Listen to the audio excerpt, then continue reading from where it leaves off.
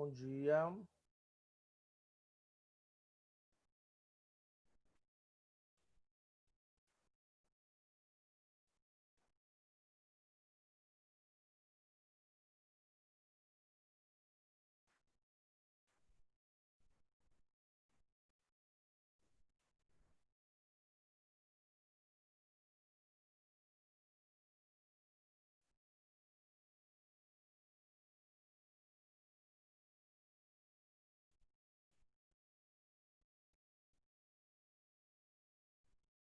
Bom dia a todos.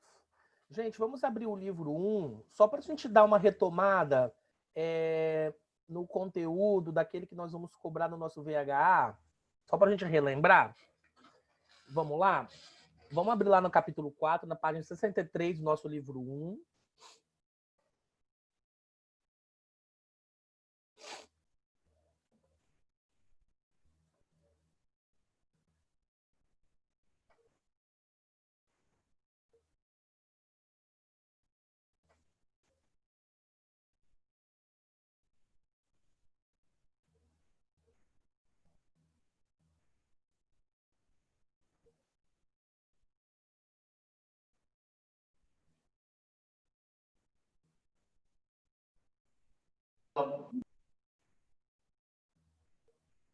Todo mundo já está ali no livro? Deixa eu olhar aqui.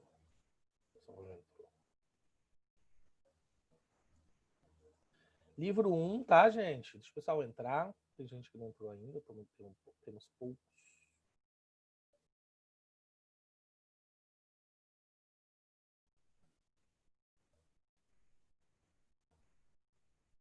Página 62, 63.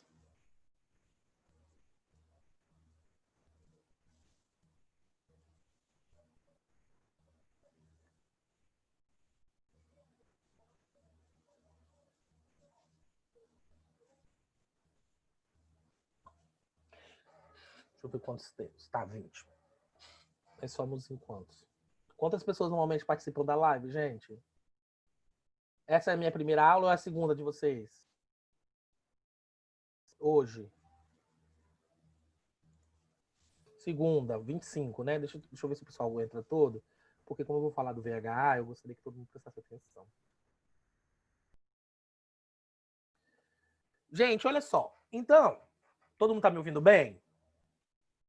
Prestem bastante atenção no que eu vou falar com vocês agora.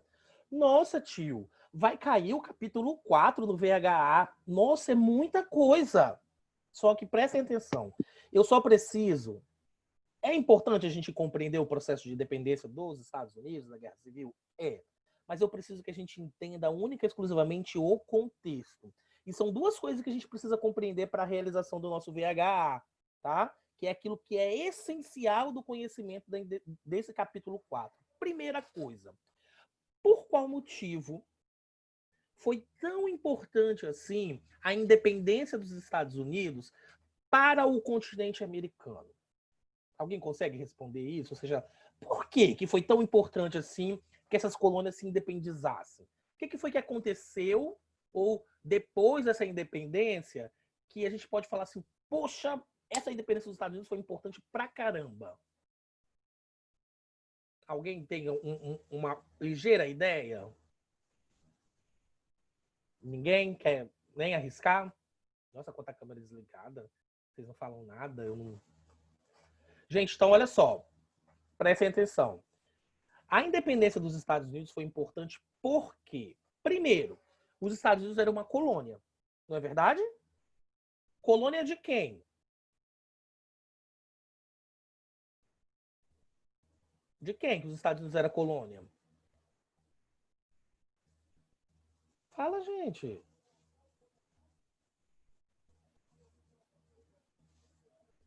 Ninguém sabe não de quem que era colônia? Vocês já escreveram no chat e eu não vi. Dos ingleses. Muito bem, Maria Luísa. Então, os Estados Unidos eram colônia dos ingleses. Existiam outras colônias no continente americano? Sim, não é verdade? Existiam colônias dos franceses, existiam colônias dos portugueses, existiam colônias dos espanhóis. Então, olha só, o processo de independência dos Estados Unidos foi importante porque ele foi o primeiro. Ele foi aquele que demonstrou para as outras colônias da seguinte forma: ó, se eles fizeram, nós também podemos fazer.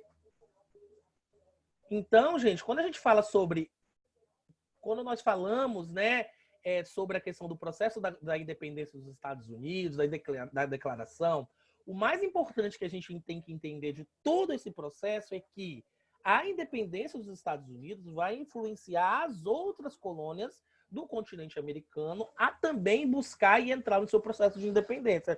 Influenciou no Haiti, toda aquela revolução que nós vimos lá, que foi uma revolução sangrenta. Influenciou, de certa forma, dentro das colônias americanas espanholas, influenciou aqui no Brasil, ok?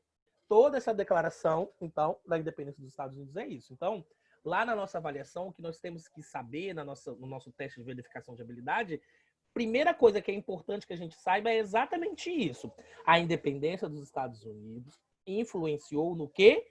Em todas as outras independências da colônia. Essa declaração da independência dos Estados Unidos, essa sociedade, ela se formou com base em quais princípios? Quais foram os princípios que nortearam a formação da sociedade norte-americana? Que nós falamos e vocês ficavam até brigando comigo que eu falava muito. Quais foram os princípios que nortearam a construção? E essa ideia, e esses princípios vieram da onde, Davi?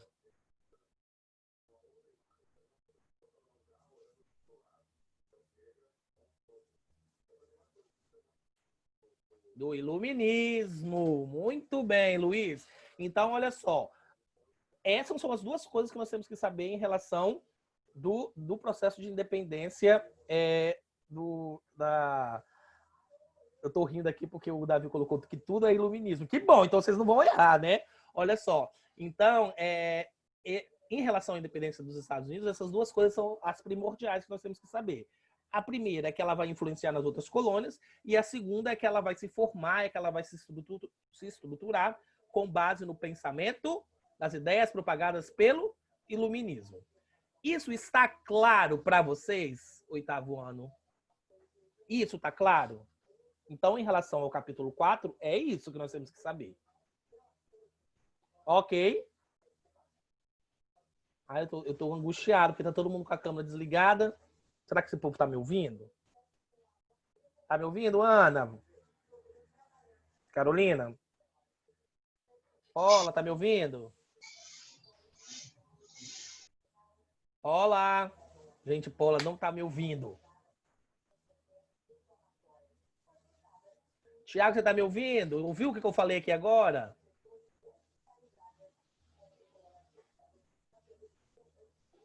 Meu Deus, gente. Será que esse povo tá fazendo outra coisa?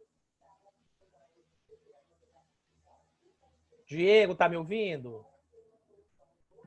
Não tô, não. Diego tá. Rafa, você tá me ouvindo? Você entendeu o que eu falei agora? Entendi, tio. Ah, então tá bom. Então, em relação ao capítulo 4, são esses dois eixos temáticos que nós temos que conhecer para a realização da nossa VHA, ok? Alguma dúvida? Não, né? Tá claro isso para todo mundo. Nós já mastigamos isso bastante. Vamos ver aqui, deixa eu ver aqui que tem alguém me mandou mensagem aqui, várias pessoas. Tô moscando não, José. Tô ouvindo, tá bom. Ninguém tá te ouvindo, hein, tio? Ah, tá, não. O Paulo escreveu aqui, tá ouvindo. Ok. Deixa eu ver aqui que alguém me mandou uma pergunta. Ilumina tudo é isso, mas o que é fraternidade? Como que é isso? Fraternidade é ser solidário, ajudar o próximo, o Davi. Ok? Ser fraterno é ser empático, é ter empatia, é compreender essa formação, né? Olha, aquele faz parte, nós somos uma coisa só com o Isa. Bom?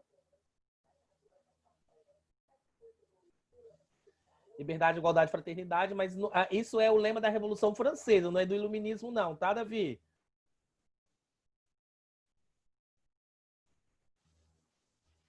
Eu tenho uma agonia que vocês não falam, pera um pouquinho. Deixa eu ver aqui.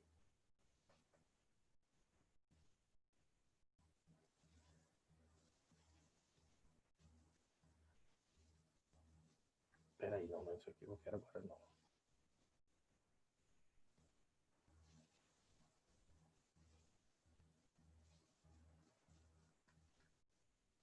Não é isso mesmo. Espera aí, gente. Deixa eu me localizar aqui que eu tô meio perdido.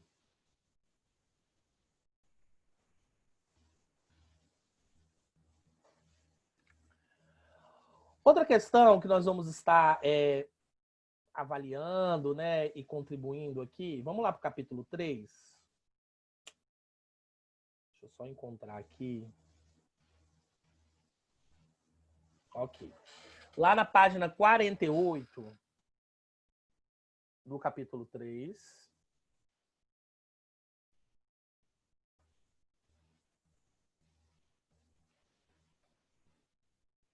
Gente, olha só.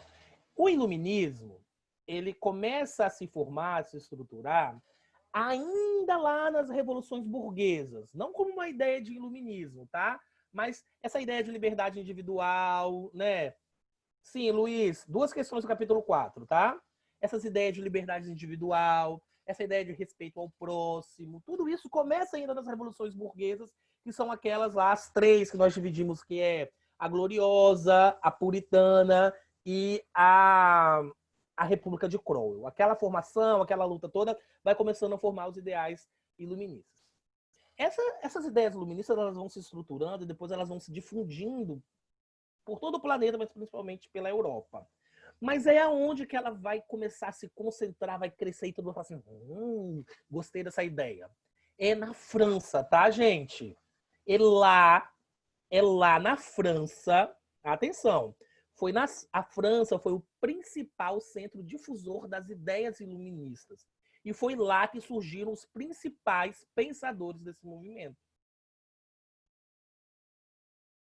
Ok? Tá claro isso, gente, em relação ao pensamento iluminista? Então, ó, o iluminismo, ele vai se estabelecer dentro da França, vai crescer, vai ter ali, vamos dizer assim, terreno fértil para a construção desse pensamento, e vários pensadores vão surgir ali dentro do próprio território francês. Ok? Então, em relação ao capítulo 3, nós temos que compreender o surgimento desse iluminismo que foi ali na própria França, né? Não é que ele surge ali, mas é 8. Não é que ele a ideia é que ele surge ali, mas é ali que ele cresce, se desenvolve e vira o monstro que virou depois, tá? Tranquilo isso então? Então a França é o centro de tudo, né?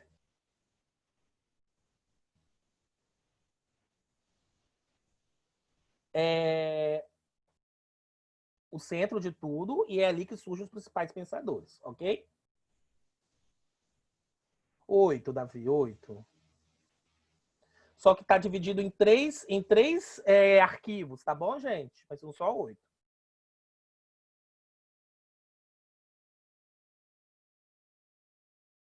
Ah, 3 arquivos, porque nós temos duas questões.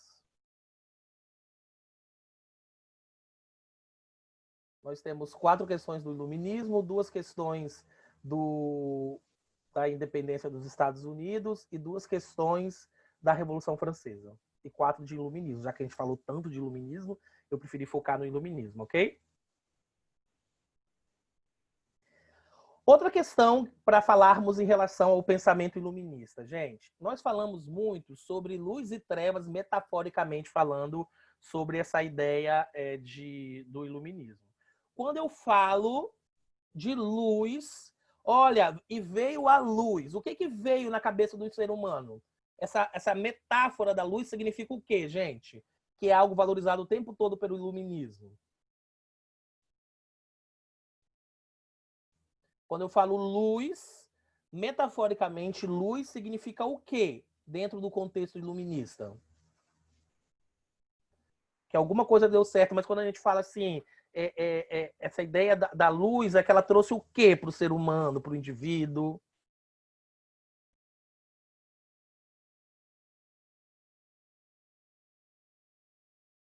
Luz, então, gente, nos traz a ideia de razão.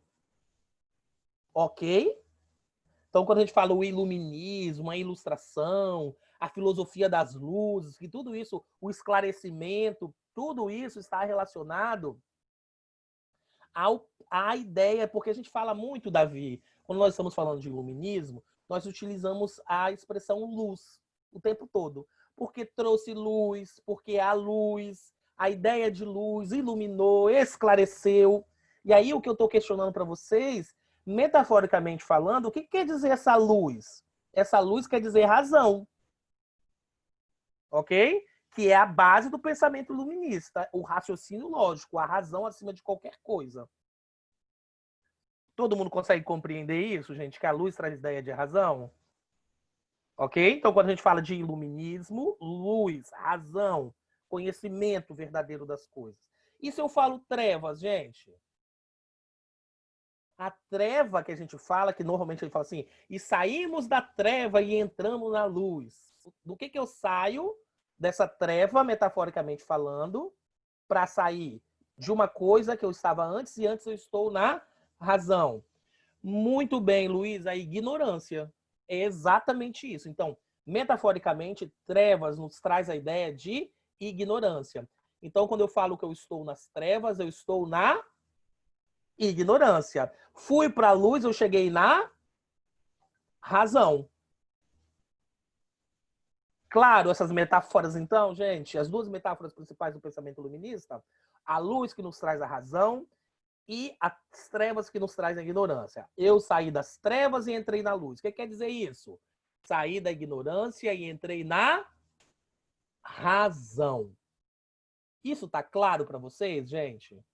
Esses símbolos, é o simbolismo dentro do iluminismo? Ok? Ficou claro? Então, conseguir identificar essas metáforas, esses símbolos do movimento iluminista é importante para que a gente possa realizar nosso VHA também. Isso tem que estar claro para a gente. Essa saída da luz, essa entrada na razão. Ok? Então vamos lá, hein? Continuar.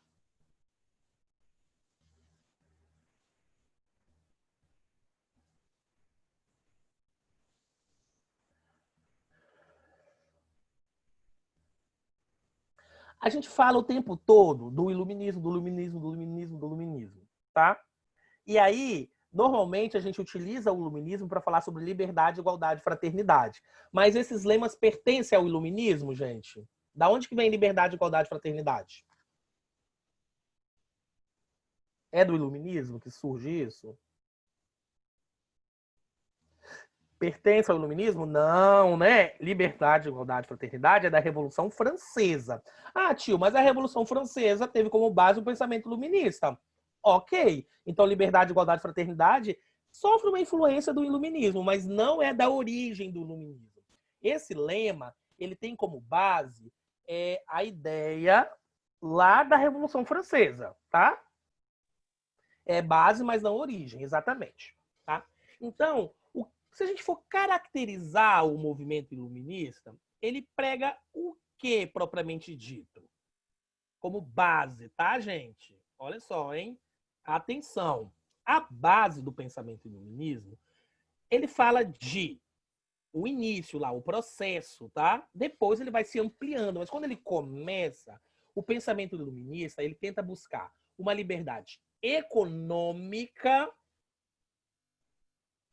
das pessoas poderem investir no que elas querem, vender o que elas querem, principalmente a classe burguesa que queria isso. O início lá com John Locke, ainda nas revoluções burguesas, ela luta por uma liberdade econômica, uma liberdade política de poder participar das decisões políticas dentro da sociedade, tá? E principalmente uma igualdade jurídica, poder ser julgado de maneira justa dentro da sociedade.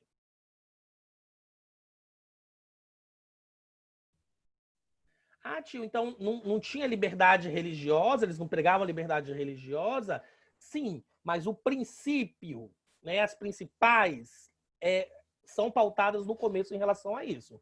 Liberdade econômica, política e igualdade jurídica, de você poder ser julgado ou não, dependendo da situação. Claro isso, gente? São as 3 características, então, aí.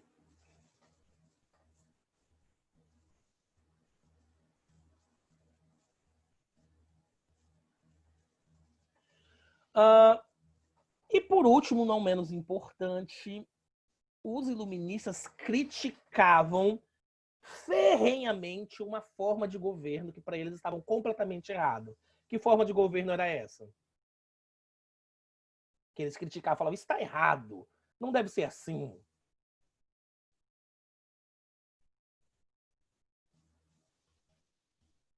Muito bem, Luiz, o absolutismo, ok?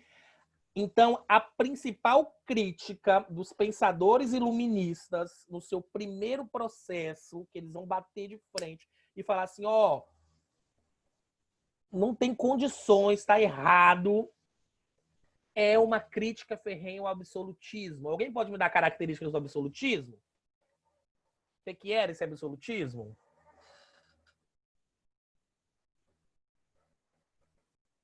É. Vai. Quem? Alguém. Gente, então o absolutismo vai se caracterizar principalmente pelo aquele conceito do poder ilimitado dos reis. Ok? Então eles criticavam muito, muito, muito isso. Eles eram contra. Eles falavam que ninguém tinha que poder ter poder ilimitado. As pessoas tinham que ter liberdade política, as pessoas tinham que ter liberdade econômica, as pessoas tinham que ter liberdade jurídica. O rei não podia fazer o que ele quisesse da maneira como ele quisesse. O poder vinha do povo e pertencia ao povo. Ok? Então eles criticavam muito o iluminismo. Então, em relação ao iluminismo, o que eu tenho que... Isabela está riscando o quadro? Por quê? Tio, foi sem querer. Ah, tá bom. Olha só, gente, prestem atenção então. Retomando aqui rapidinho o que eu falei aqui com vocês, hein? Peraí. Cadê vocês sumiram aqui para mim? Ah, tá aqui. Então, olha só. Em relação ao iluminismo, primeiro, temos que ter consciência que surgiu, que teve como principal centro difusor, ou seja, da onde cresceu na França e onde surgiram os principais pensadores, ok? Nós falamos aqui agora.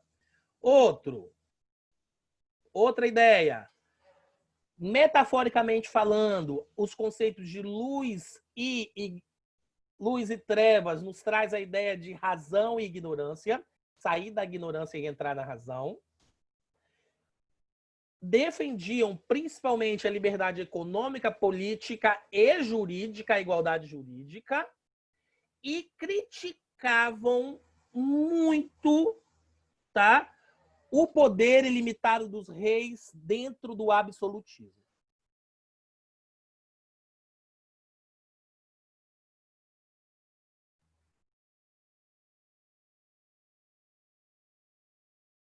Do iluminismo, então, o que nós vamos cobrar são esses conceitos que nós passamos aqui para vocês. Dúvidas?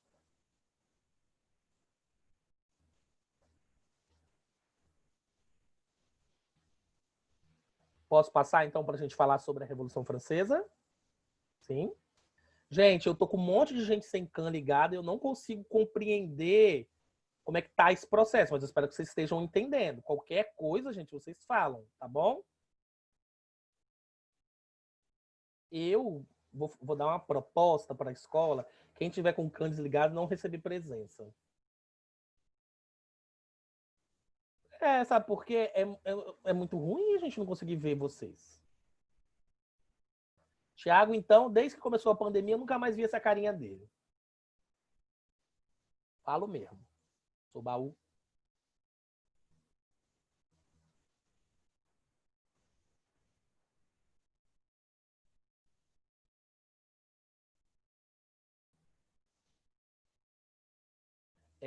Vamos lá, então. Vocês estão vendo o livro aí, né, gente?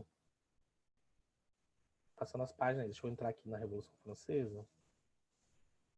Vamos fazer as anotações de vocês. Revolução Francesa, então, né? Nós vamos ter aí duas questõezinhas da Revolução Francesa. Deixa eu só encontrar aqui, identificar.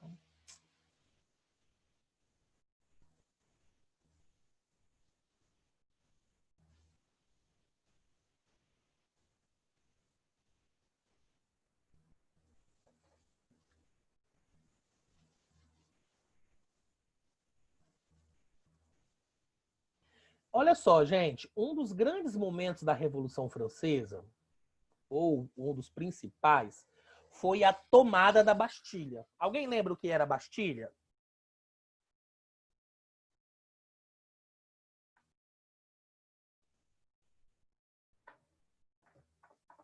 Alguém lembra o que era a Bastilha?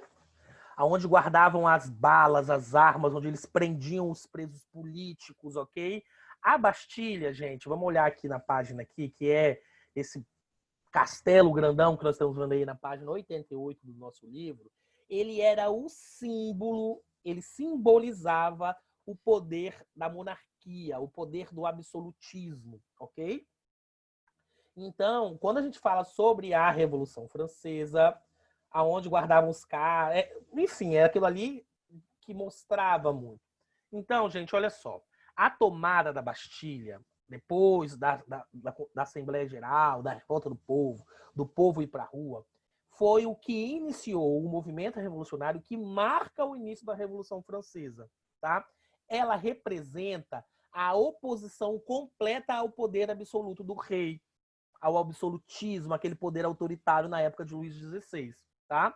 Então, como simbolizava o poder, o fato deles terem invadido, quebrado, destruído, botado fogo, roubado as coisas daquilo, demonstrava que o rei ele tinha perdido o poder e que as coisas iriam mudar a partir dali, tá? Que ninguém nunca imaginou que a Bastilha poderia ser tomada pelos revoltosos.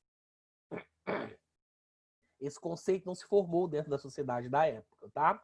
Então, esse processo de tomada da Bastilha marca o início do movimento revolucionário e representa o poder do povo e o enfraquecimento do poder absolutista. Porque era um símbolo muito grande, tá? Demonstrava muita coisa naquele sentido. Quando acontece, por exemplo,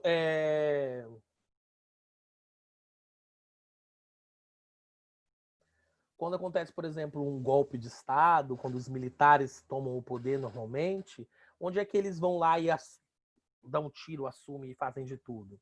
No Congresso, porque é o símbolo da democracia. Então, ali demonstra o fim da democracia. Ok, então, gente, essa questão do símbolo aí. Então, a primeira coisa, o símbolo. E aí, gente, outra coisa que é importante, que nós vamos cobrar aqui da Revolução Francesa, é essa questão aqui da página 84, né? Da imagem que nós temos da página 84, né? Eu gostaria que vocês me falassem o que essa imagem representa para vocês. A charge que tem ali. Essa charge representa o quê, gente?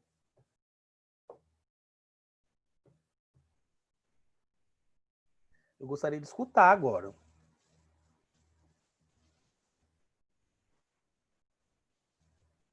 O que representa essa charge para vocês? Olhando a charge da página 84, ela nos transmite a ideia de quê? Quem é a pessoa que está ali de quatro, com um monte de corrente, e essa galera em cima deles ali? Está representando quem, a pessoa que está no chão ali, sendo arrastada? O terceiro estado. Muito bem. Ali, a imagem ali está representada pelo terceiro estado, porque lembra que nós falamos que o terceiro estado era constituído por 98% da população francesa? Então ali está demonstrando o terceiro estado sofrendo, sangrando, na corrente, carregando quem nas costas? Os nobres, o clero e o poder real. Essa é a imagem principal. Toda vez que a gente fala sobre a Revolução Francesa, sempre vai rolar uma charge parecida com essa daí. Porque ela nos transmite o principal problema da Revolução Francesa, que era o quê, gente? A desigualdade social, ok? Então, durante a Revolução Francesa, o povo que, de certa forma, que segura, né, que paga o imposto, que trabalha, que gera a riqueza dessa sociedade, é o próprio terceiro Estado. São eles que, na sua constituição, na sua força, ficam ali no fundinho, segurando, vamos dizer assim, os privilégios do primeiro e do segundo Estado.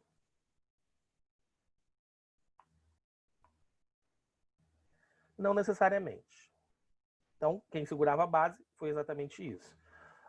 Então, da Revolução Francesa, nós temos que aí dois quesitos, né? O simbolismo da queda da Bastilha, que inicia o movimento, né?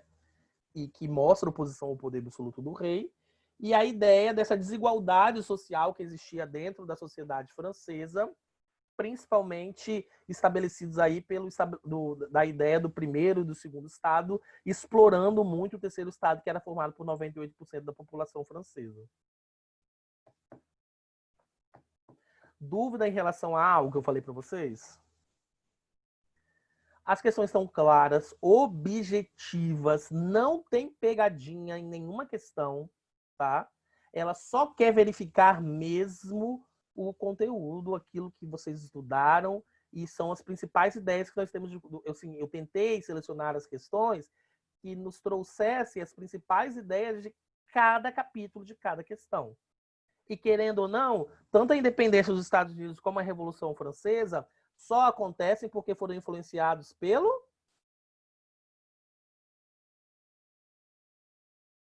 iluminismo. Novidade. Ok, gente. Então, fazendo uma retomada por cima, rápida, hein? De tudo aquilo que vai ser cobrado, então. Nós vamos falar sobre a independência dos Estados Unidos. E em relação à independência dos Estados Unidos, nós temos que falar sobre a influência que eles sofreram do movimento iluminista, né? E a importância desse movimento para a representatividade das outras independências no continente americano como um todo. Do movimento iluminista como um todo, nós vamos falar que o principal centro difusor foi a França, onde surgiu os principais pensadores lá no século XVIII. Nós vamos ter a ideia do simbolismo, o significado de luz e trevas, entendendo que luz nos remete à ideia de razão e trevas nos remete à ideia de ignorância. Sabemos que o iluminismo defendia a liberdade política, econômica e a igualdade jurídica, que eles eram contrários a qualquer tipo de poder absoluto, ou seja, o poder ilimitado dos reis através do processo do absolutismo, e que dentro da Revolução Francesa nós vamos ter como marco inicial desse processo a tomada da Bastilha, que representava esse poder absoluto do rei, e entendemos que essa sociedade pré-revolucionária era uma sociedade desigual, onde o terceiro Estado, formado por 98% da população, trabalhava, se matava para garantir os privilégios do primeiro e do segundo Estado e da família real. Resumão de tudo que nós falamos até agora.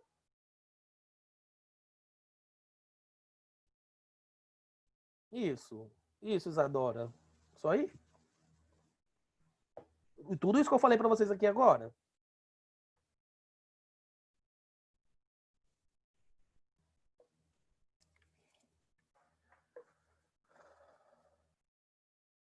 De Bobs. E era isso, eu acho, né? Deixa eu só ver uma coisa aqui, peraí.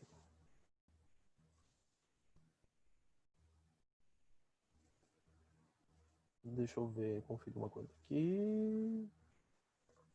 Não. Não, não, não.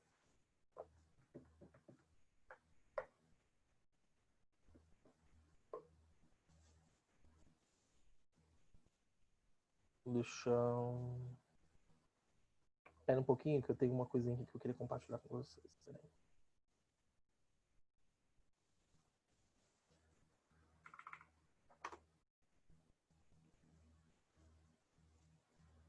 Pera aí, gente, não vai embora não.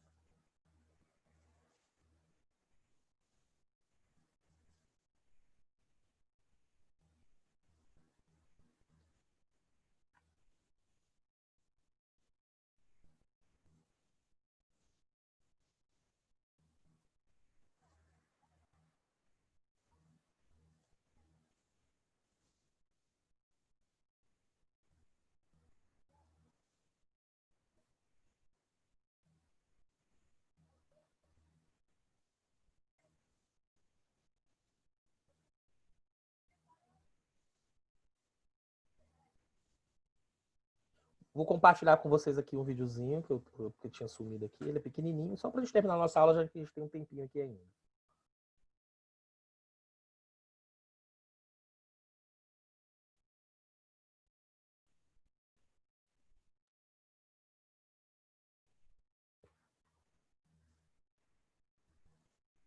Olá, pessoal! Hoje nós iremos falar sobre um assunto que pega muita gente de surpresa e que muita gente encara como um assunto difícil. Hoje, a videoaula é sobre iluminismo.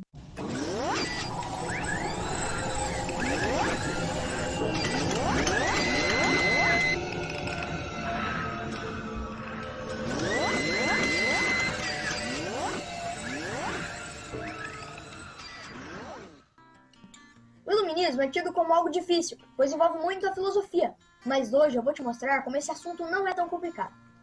O iluminismo vem do latim illuminare, que quer dizer iluminar, esclarecer, colocar luz sobre. É que iluminismo foi quando inventaram a luz, professor. Não. Na verdade, o iluminismo tem esse nome, pois seus filósofos acreditavam que trariam luzes ao mundo moderno. Luzes no sentido de revolucionar. E realmente, revolucionaram os conceitos éticos, políticos, sociais e morais da sociedade, pois antes do iluminismo, o Estado era regido pelo chamado Antigo Regime, em que havia extrema desigualdade e as coisas necessitavam mesmo ser revolucionadas. Os iluministas se comparavam à luz que acabaria com essas trevas do Antigo Regime, entendeu?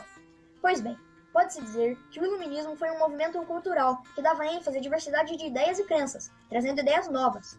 As ideias do iluminismo foram importantíssimas para tudo que temos hoje. Confira algumas delas. Racionalismo. Diz que todo conhecimento deve ser tirado da razão, e não de métodos como fé, intuição, mitos, etc. O racionalismo colocava a razão acima de todas as ideias teocêntricas, que dominavam a cultura europeia desde a Idade Média. Empirismo. Ideia iluminista que cita as experiências como principal meio de tirar conclusões. Ou seja, você vê que quando as coisas não têm suporte, elas caem, certo? Ao observar isso diversas vezes, você sabe que as coisas tendem a cair. Conhecimento que adquiriu com as experiências. Ideia de progresso. Essa tem tudo a ver com o empirismo. Diz que você ficaria cada vez mais sábio com o passar do tempo, acumulando experiências com o empirismo e tal, e que sendo assim, a humanidade sempre progrediria. Agora vem uma parte bem resumidinha de quem foram os principais filósofos do iluminismo. John Locke. Esse foi o pai da doutrina do empirismo, sabe? Aquela das experiências. Voltaire. Fazia críticas à igreja, defendendo a liberdade e a tolerância religiosa. Montesquieu fazia críticas à forma de governo do antigo regime, defendendo a divisão de 3 poderes, executivo, legislativo e judiciário, que mais tarde originou a forma de governo que temos hoje. Denis Diderot e D'Alembert organizaram uma enciclopédia com todos os saberes para valorizar o racionalismo. Jean-Jacques Rousseau tinha ideias de liberdade e igualdade que influenciaram a Revolução Francesa.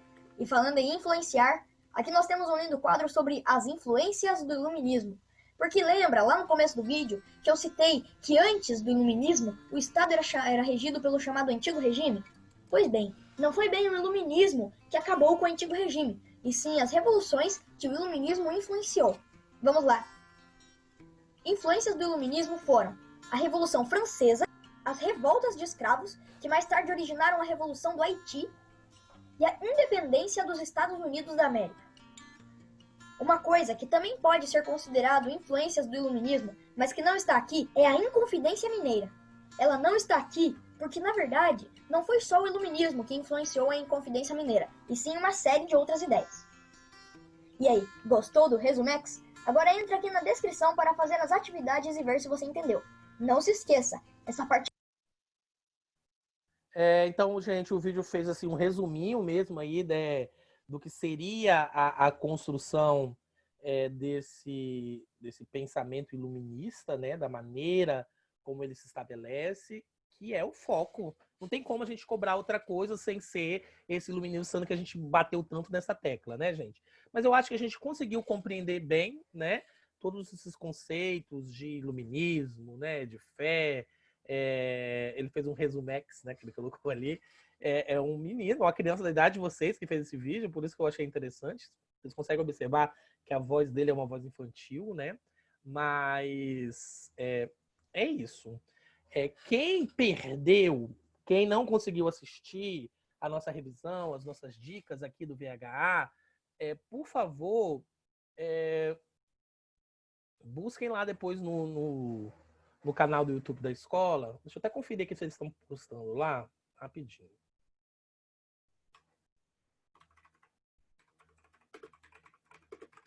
Eu acho que eles estão sim. Eu já sou inscrito. Aqui, Consultoria Educacional.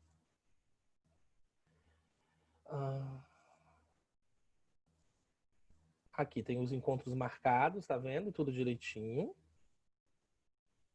Tá tudo aqui. Aí tem as datas, né? E aí vocês procurem aqui, encontrem. Tá tudo aqui bonitinho para vocês conseguirem. Quem perdeu, né? Já tá tudo aqui separado, bonitinho, para a gente poder observar as nossas aulas, tá bom? E quem quiser também resumir ou rever a nossa aula de hoje, ou ter alguma dúvida sobre isso, tá aqui. Lembrando que a nossa VHA, ela começa meio-dia e vai até no outro dia às 13 horas.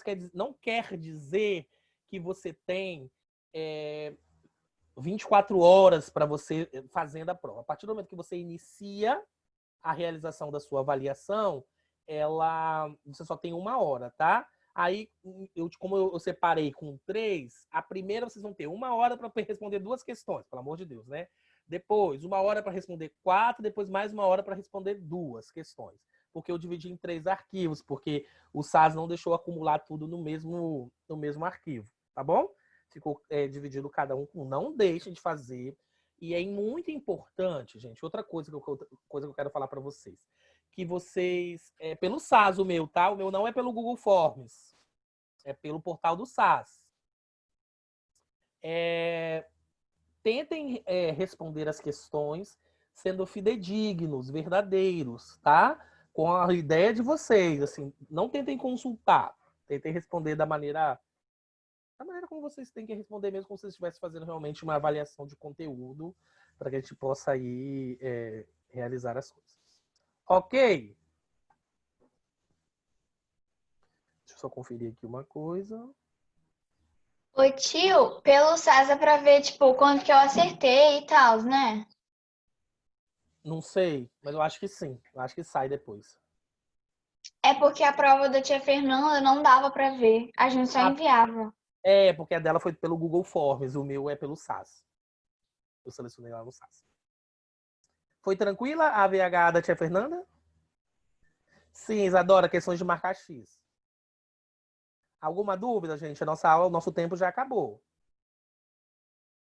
Não? Então tá bom. Beijo, abraços. Espero ter sido elucidativo na nossa aula de hoje, tá bom? Tchau, tchau. Tchau, tio. Tchau, tio. Tchau, tchau.